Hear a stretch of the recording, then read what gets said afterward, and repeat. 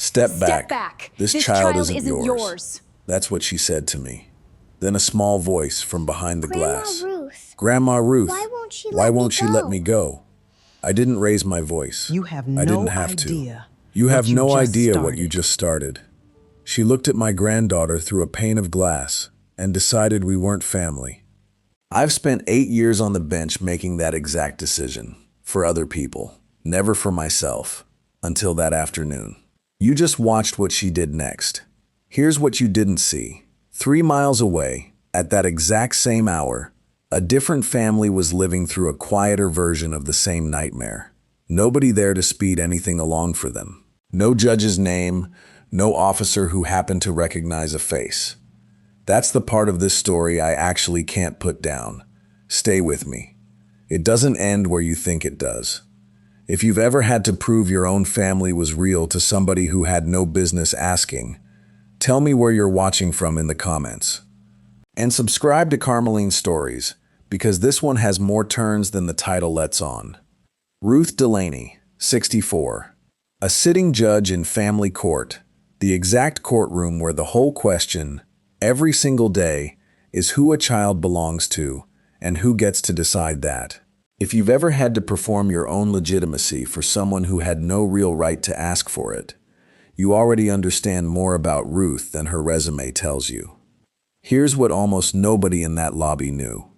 6 years earlier, Ruth had overturned a nearly identical case from the bench in under 10 minutes.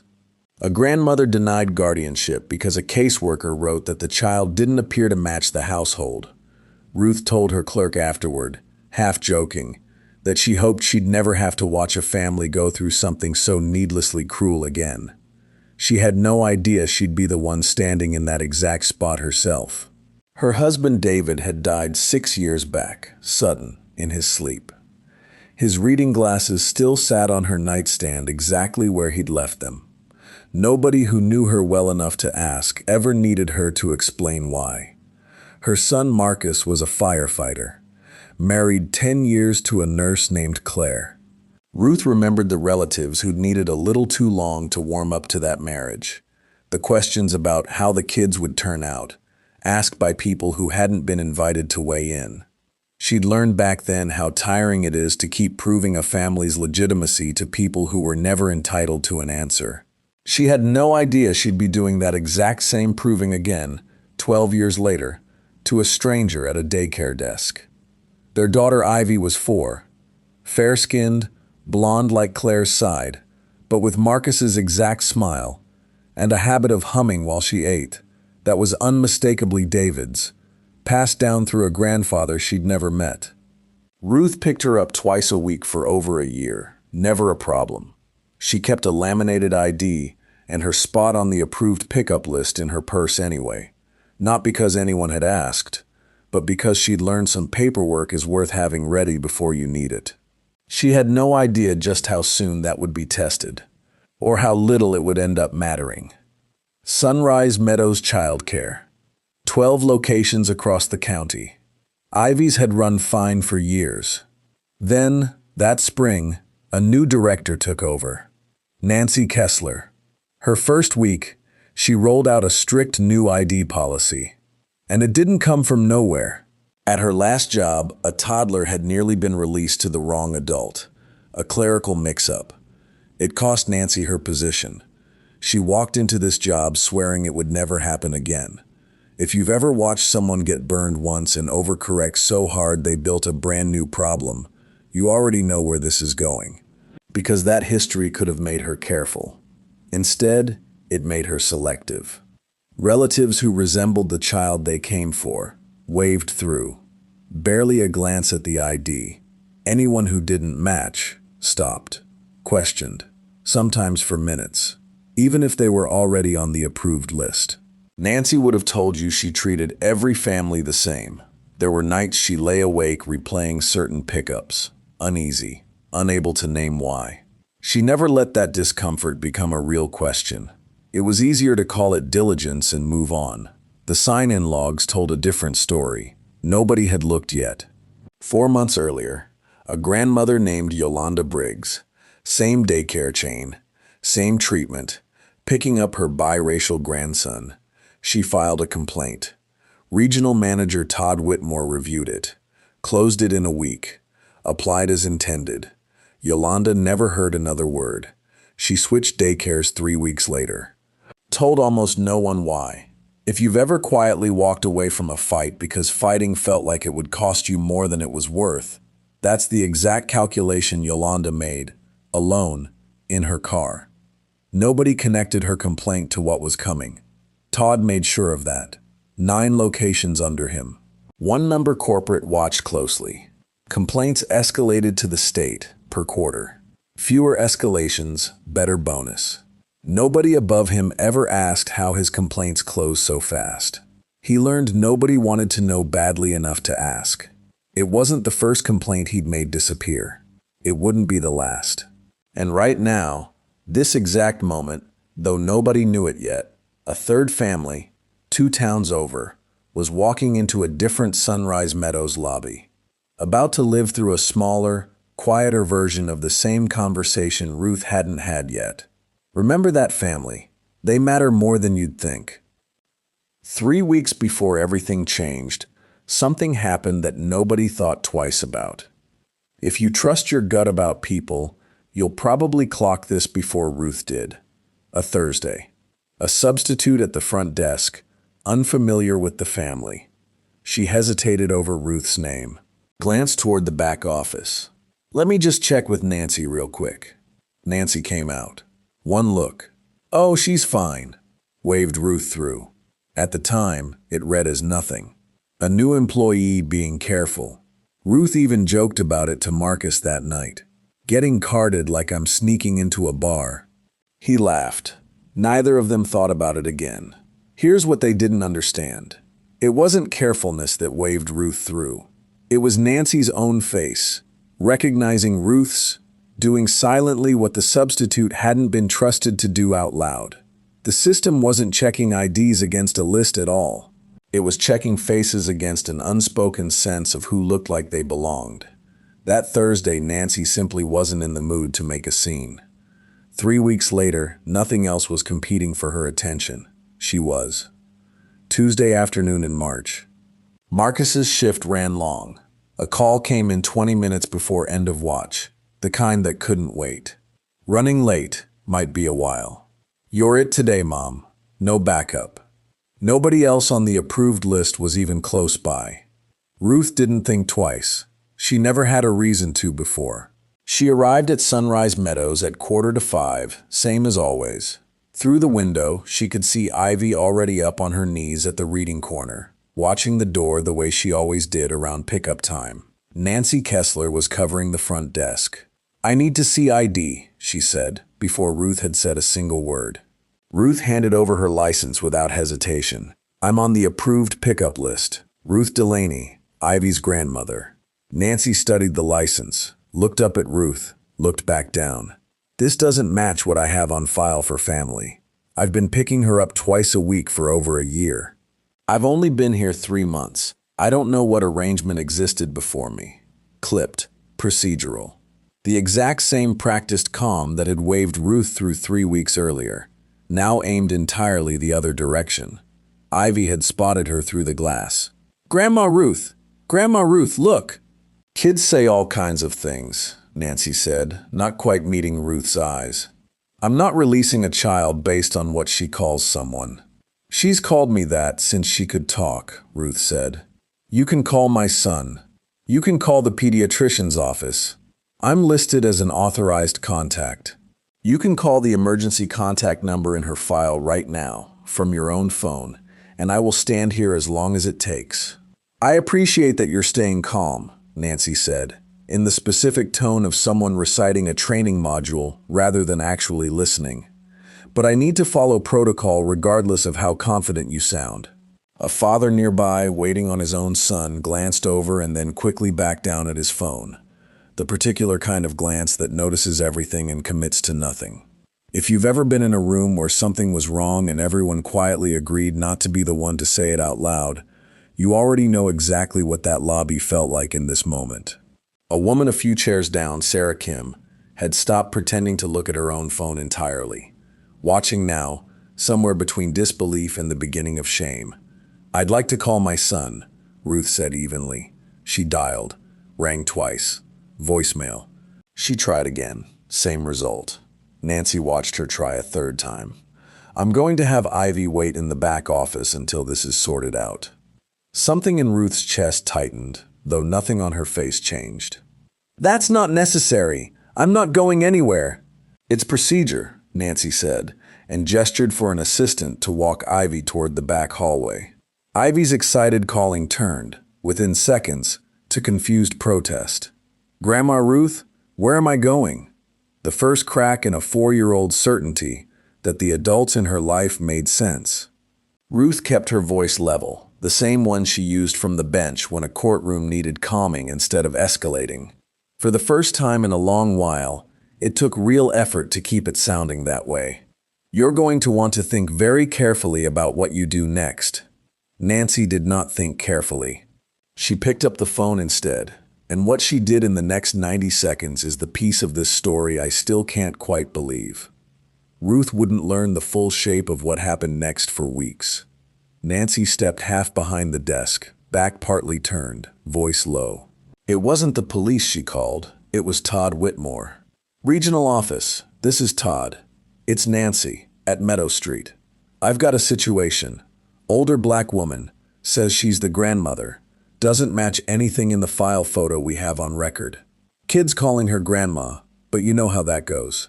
I've got her in the back for now." Todd, 3 miles away, barely looked up from the quarterly complaint report he was finishing. That report mattered to him. Corporate reviewed it closely. It measured regional managers on how few complaints escalated out of their territory each quarter. Todd had learned, over 4 years, the fastest way to keep that number low wasn't preventing problems. It was making sure problems never got far enough to become official ones. "You following the verification policy?" "To the letter." "Then you're covered. Document it, and if she pushes back, just say it's procedure. Don't let her rattle you." A pause. "Actually, call it in if she doesn't leave quietly. Cover yourself." "Copy that." Nancy hung up, already composing, in her head, the version of this story she'd tell if anyone ever asked. A diligent director, doing exactly what she'd been told, covered her. At that same moment, 3 miles in the opposite direction, Ruth was dialing Marcus for the 4th time, watching the second hand on the lobby clock the way she once watched it from the bench during a jury's longest deliberations, when the not knowing was the hardest part of the whole day. Neither woman on either end of that phone call had any idea that a second family, at that exact hour, was about to become the detail that would eventually break this whole case open. Ivy was gone from view now, somewhere down the back hallway. Ruth stood in a lobby full of strangers who wouldn't meet her eyes, doing the only thing available to her, waiting, trying Marcus's phone every 90 seconds. She could hear, faintly, a child's voice down the hallway that might or might not have been Ivy's. She made herself stay exactly where she was. Any sudden movement would only hand Nancy a reason to call this something it wasn't. Sarah Kim finally spoke, quietly, to no one in particular. "Is this really happening right now?" Nobody answered her either. She looked down at her own son's small hand in hers, then back at Ruth, doing the same silent math Ruth herself had watched jurors do for years from the bench, measuring the exact distance between what you're witnessing and what you're actually willing to do about it. Have you ever been that person in the room, the one who saw something wrong and felt the seconds tick by while you talked yourself out of saying anything? Hold on to that feeling, because Sarah Kim is about to make a different choice than most people would, and it matters later. On the 4th try, Marcus picked up, breathless, still in his turnout gear. "Mom, what's wrong? I need you to call the daycare directly. Right now. Tell them who I am. I'm calling them now. Mom, is Ivy okay?" Ruth didn't have an answer to that question yet. The 12 minutes it took for an officer to arrive were the longest she could remember sitting through since the night, 6 years earlier, she waited for a different kind of call about David. Around minute 8, Nancy picked up the phone again, this time to actually call it in. describing an uncooperative individual refusing to leave the premises. A description that would later look, on the recorded call log, nothing like the calm woman sitting quietly in a plastic lobby chair, phone in hand, doing absolutely nothing but waiting. The officer walking through that door next was about to change everything in about 4 seconds flat, and neither woman in that lobby saw it coming. Officer Grant Palmer walked through the door already scanning the room, the way 20 years on patrol trains you to. His expression gave nothing away. For 1 full second, nothing on his face told Ruth whether he'd come to help her or remove her. Then he stopped hard. "Judge Delaney?" Nancy blinked. "You know her?" "Everyone in this county's courthouse knows Judge Delaney." Grant looked between the two of them, already understanding more of the shape of this than Nancy had explained on the phone. "Ma'am, where's the child right now?" "In the back office," Nancy said, "for her safety." Something in Grant's expression shifted, controlled but unmistakable. "Go get her, now." Ivy reappeared a minute later, tear-streaked, and ran the moment she saw Ruth. "Grandma Ruth, they took me to the back." "I know, baby, I know." Ruth held her the way she'd held her the day she was born. Marcus arrived 4 minutes later, having broken every reasonable speed limit getting there, still in half his gear. Grant confirmed the paperwork himself, cross-checking Ruth's approved list status against the daycare's own file, while Nancy stood at the desk, aware for the first time of exactly how many parents in that lobby had watched the whole thing unfold, and aware, from the look on Grant's face, that procedure wasn't going to be the word anyone else used to describe what she'd just done. That night, once Ivy was finally down, Marcus sat at his mother's kitchen table with his head in his hands for a long time before he said anything at all. "I keep thinking about what would have happened if you hadn't been you," he finally said. "If you'd just been some other grandmother, without a judge's name attached. Would they have called someone else? CPS? Would they have just kept her until somebody with more authority than us showed up?" Ruth didn't have a comforting answer, because she'd been asking herself the same question since the moment Nancy picked up that phone. "I don't know, baby," she said. "That's exactly what scares me too." Claire, arriving straight from her shift still in scrubs, said less, but held Ivy a little longer than usual before bed. The specific, wordless holding of a parent, doing the same math her husband had just done out loud. Here's what none of them knew yet, sitting at that table. The exact same fear had already played out for a different family that same afternoon. And it's that overlap, not the officer, not the judge's name, that ends up being the reason anything changes at all. 48 hours later, corporate issued a statement. Regret for any miscommunication. No name, no pattern. Nancy kept her job. Todd called it an isolated misunderstanding involving an overly cautious new director. Ruth didn't accept an apology that named nothing. That night, Ivy took longer than usual to fall asleep. She asked twice if the office lady was coming back to take her away. Ruth sat at her kitchen table after and thought about something else entirely, not her own humiliation. What if there'd been no judge's name attached, no officer who happened to recognize her face? If you've ever wondered whether something worked out because of who you are, or just because of who you happen to know, that's the exact question Ruth couldn't put down. The next morning, she made one quiet call. A former colleague, state licensing. Not a favor. One question. Had this daycare chain come up before? There was a version of that week where she let it go entirely. A formal complaint meant her name in a state file. Meant questions about a sitting judge with a personal grievance. Meant reporters eventually, if it ever went public. She sat with David's empty side of the bed longer than she had in months. Genuinely unsure if this was wisdom or vanity wearing principal's clothes. What decided it wasn't outrage? It was Ivy, asking 3 nights running whether the office lady could come to their house next. 2 days later, the answer came back. Longer than she expected. Sunrise Meadows had a name in certain circles. Not a scandal, not yet, just a pattern. Complaints filed and closed fast, almost always the same office, almost always within a week, almost never a single witness contacted. Ruth didn't know how many families that pattern had touched. That uncertainty is exactly what made her pick up the phone again. What she was about to find would turn one bad afternoon into something much bigger.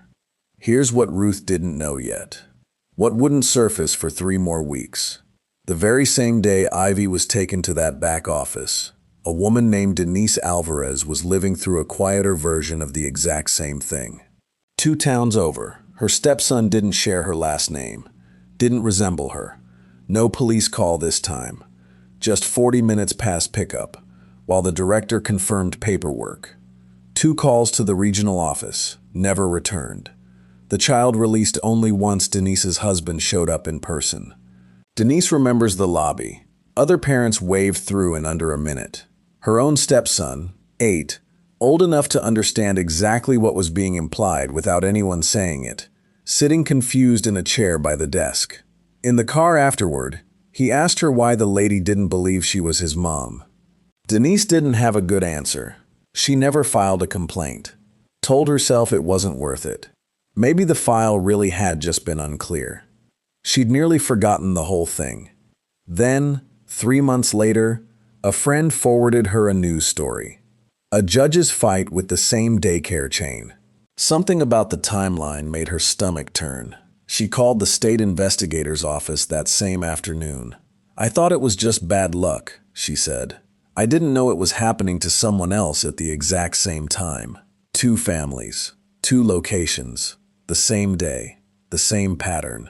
That single overlap is what turned one complaint into an investigation with real weight behind it. But knowing the pattern existed and proving it were 2 very different problems.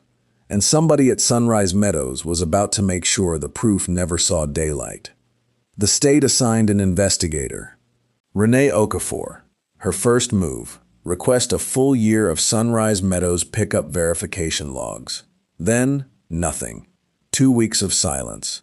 Todd's office sent just enough to look compliant. Partial logs, illegible scans, a spreadsheet missing exactly the date range that mattered. Renee had seen this move before. She just couldn't prove it. Not yet. Day 19, her phone rang. A number she didn't recognize. She almost let it go to voicemail. Renee Okafor. Silence on the line. Then a woman's voice, low, fast, like she was checking over her shoulder. "I work for Todd Whitmore. I can't say my name." "Okay, I'm listening."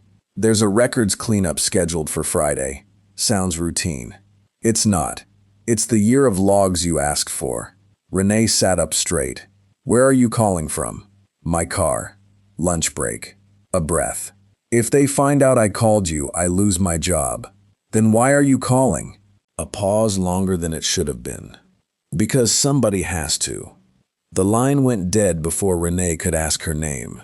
She had 4 hours to stop something she'd only just learned was happening, and no idea yet whether 4 hours would be enough. She didn't wait to find out. She walked an emergency preservation order through by hand that same afternoon, past the queue, past the usual process, straight to a judge's desk. It locked the logs down 6 hours before Todd's cleanup would have gone through. 6 hours. That's the entire distance between this case existing and this case disappearing. And in that 6-hour window, it caught something Todd never meant for anyone to see. An email to his IT contractor, sent the night before, giving the go-ahead. Time-stamped. Undeniable. It would end up sitting in the evidence packet with his own name on it, the exact piece of proof he'd tried to make sure never existed. Once the logs were secured, the pattern didn't take long to find. Every extended verification, a family member who didn't visually match the child. Every instant, no questions release, a close match, no ID check at all.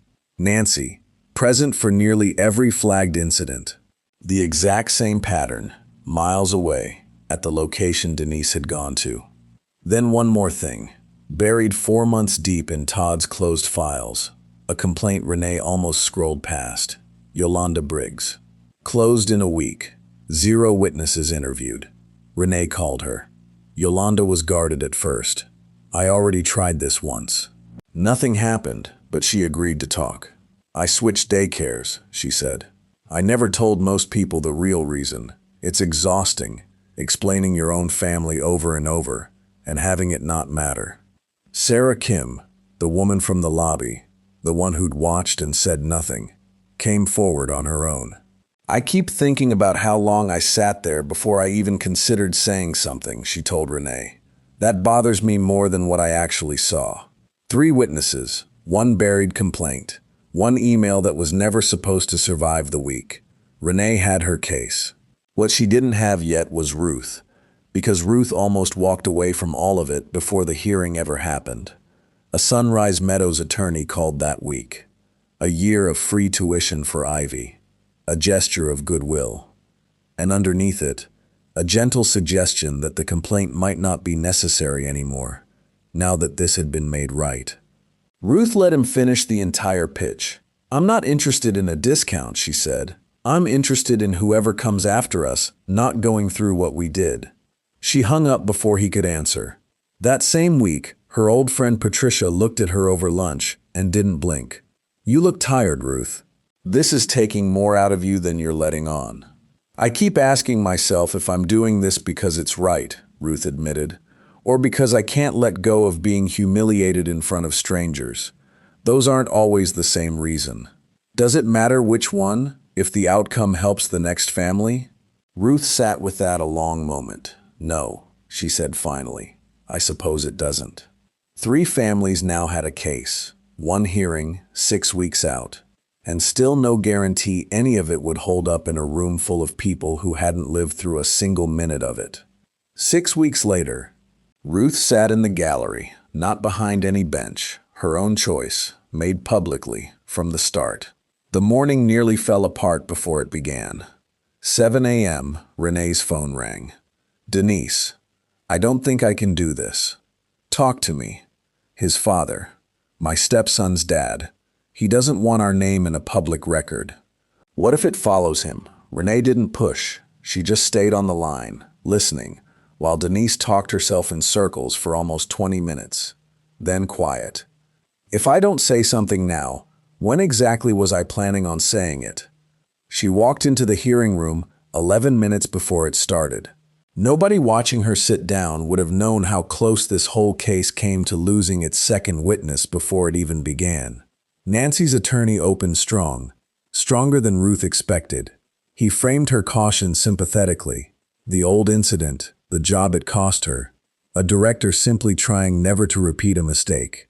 Nancy testified with real emotion, her voice cracking on the memory of that toddler nearly handed to a stranger.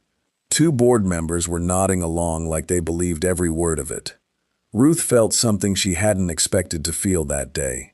Doubt. Actual doubt. Watching it land, about which way this was going to go. Then 1 board member, older, quiet until now, leaned forward. If your policy is applied consistently, explain something for me. It flagged Judge Delaney. Already on your approved list. Photo on file. But it never once flagged a family who visually matched their child and had never been verified at all. Why? The room went still. Nancy opened her mouth, closed it. I don't have specific data on that. I made judgment calls in the moment. The board member wrote something down, said nothing. The temperature in that room dropped a full degree, and everyone felt it. Renee stood. Put the verification logs up, side by side, month by month, both locations, 1 chart.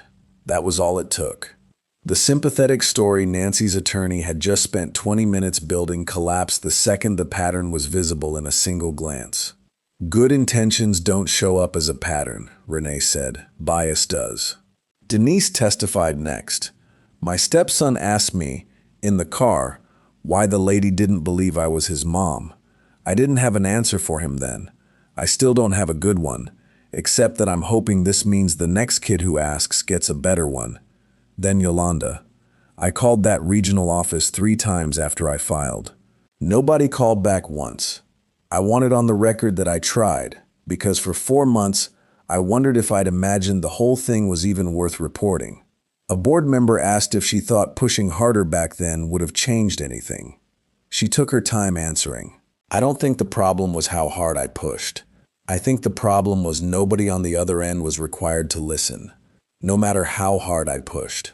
Todd Whitmore was called last. Why did Yolanda's complaint close in a week with no witnesses?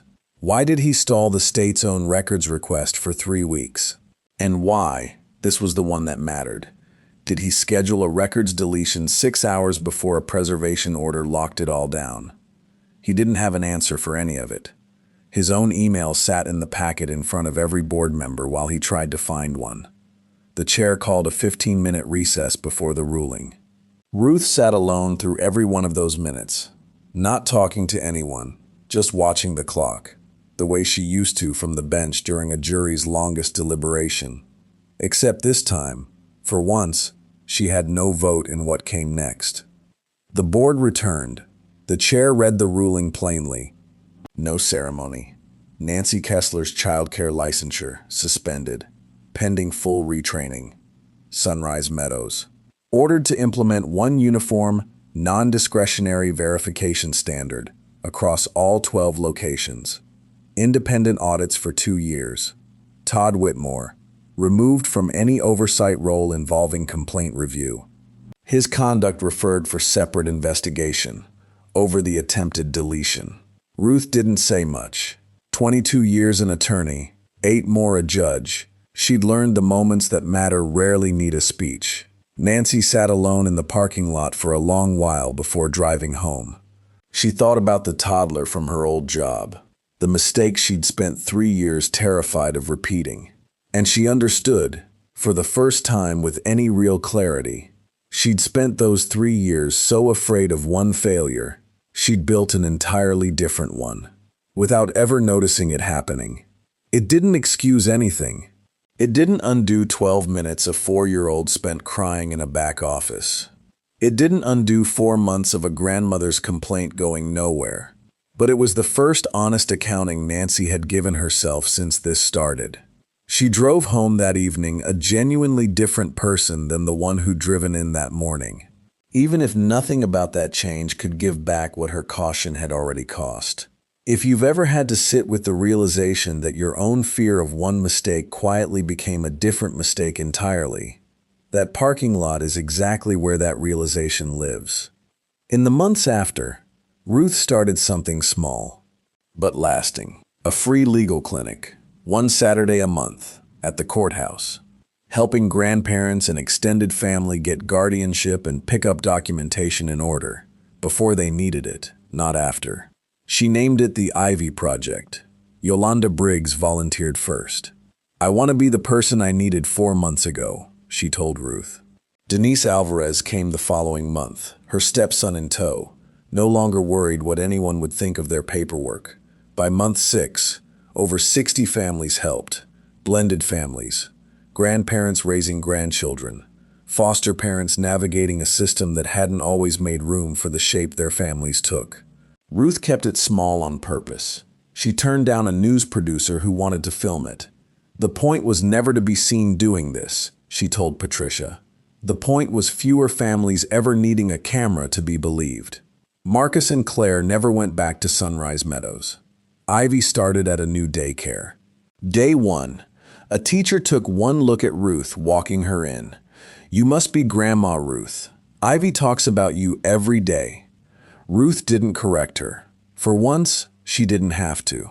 Denise's stepson, now 9, asked her one afternoon whether the lady at the old daycare had gotten in trouble. Denise told him the truth, that she had. That other families probably wouldn't have to go through what he did because of it. He was quiet for a block or two, then, good, and went back to looking out the window, the way kids do, when a worry has finally, genuinely, been put down. Have you ever had to prove a relationship that should have never needed proving in the first place? Have you ever watched someone doubted right in front of you and stayed quiet a little too long? Tell me in the comments. I mean that. I want to hear it. I almost didn't pursue any of this. I want to be honest about that. There was a version of that week where I told myself the apology, however empty, was enough, and went back to my routine, and let it go the way I suspect a lot of families before mine had let it go, exhausted by the idea of proving something that should never have needed proving at all.